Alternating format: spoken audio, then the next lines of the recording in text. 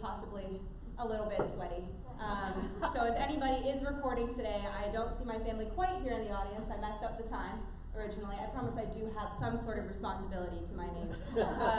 But I did mess up the time, so if anybody records, let me know. Thank you, Dean Clark, for introducing me, and thank you to the College of Social Work for inviting me today. Although I intend to be very authentic in every part of my speech, I just want to take a little bit of time to let a little peek through right now.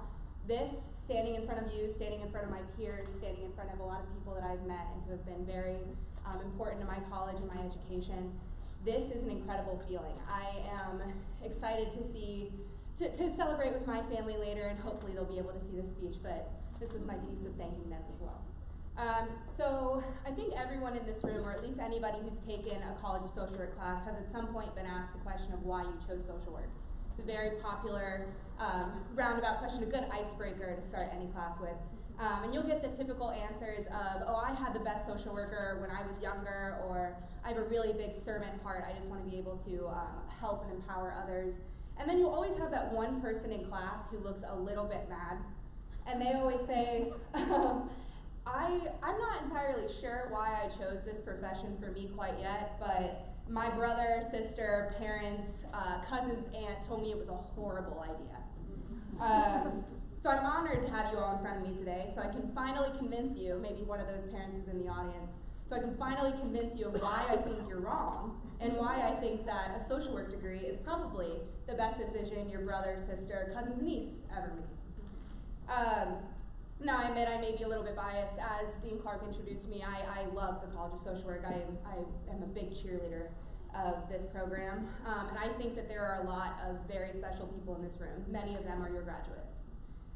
Same as your graduate, I completed a final field placement to finish off my time at Florida State, and that final field placement entails an approximately 500-hour internship with an agency suited toward our career interests and goals.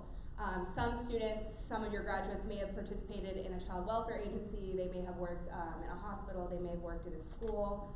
Some even worked full-time jobs to support themselves through their field education so that they could finally pursue the career that they loved. And for you, I am incredibly honored to be among your graduating class.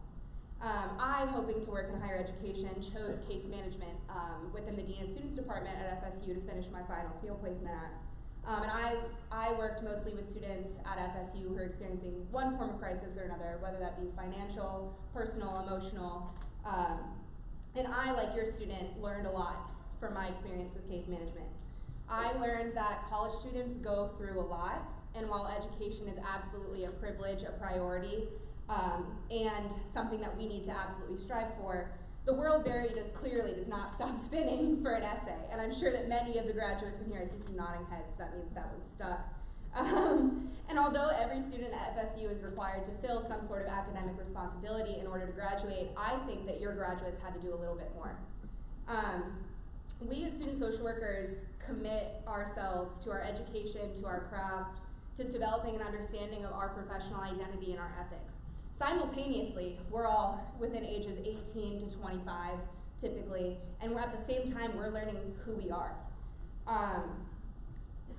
A lot of these experiences can be combined in the first generation college experience. It can be combined with a minority or marginalized identity. There are 1,000 things that could happen while you are a college student at FSU. The College of Social Work allows us to capitalize on these growing pains, these little things that we experience in our time here that make our time in academically a little bit tougher, but our personal development a little bit more important. So the College of Social Work teaches its students to capitalize upon these growing pains to find strength and resiliency in causes beyond ourselves. It teaches us to not get so bogged down in the little nitty-gritty details and instead just express ourselves through kindness and love. The College of Social Work required us to develop perspective beyond our current situation and profess hope to those around us, because we as social workers understand that incredible growth and change happens in those moments of pain and suffering and exhaustion. After all, we do empower our clients to change in the face of adversity, and I hope that we have the similar expectation for ourselves. As I said, I think the people in this room are incredibly special people. So back to the worth of the degree. I know I can continue to harp on every single person in this room. I'm sure I could go down the line and tell you something special about each of them. There are a lot of special people in this room. But I know many of you are trying to get your return on investment, maybe, or maybe trying to understand the worth of the social work degree. So during our time at FSU, the people in this room learned to maintain cultural humility in a diverse but divisive society, to acknowledge and understand our assumptions and biases, to meet people where they are at, to utilize ethics rather than impulse in our decision making, to understand vulnerability as an advantage rather than a risk, to love beyond what others can return, and to believe in the capacity of growth and change of others.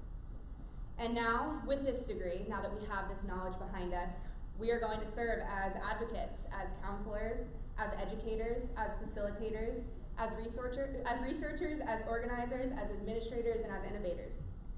And while I can never understand how the knowledge that I've learned has impacted each of you, nor the application of this knowledge to your own college experience, I can tell you that it has affected me beyond what I can describe in a 5-minute graduation speech.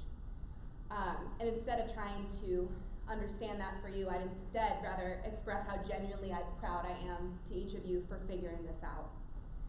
To each of you in this room, to the ones I know and the ones I do not, to the first generation students, to the students with minority or marginalized identities, students who have experienced too much in their time here, or students who have experienced just a little, students who maybe don't have 100% supporters in this audience today, you should be incredibly proud, and I am incredibly proud of you.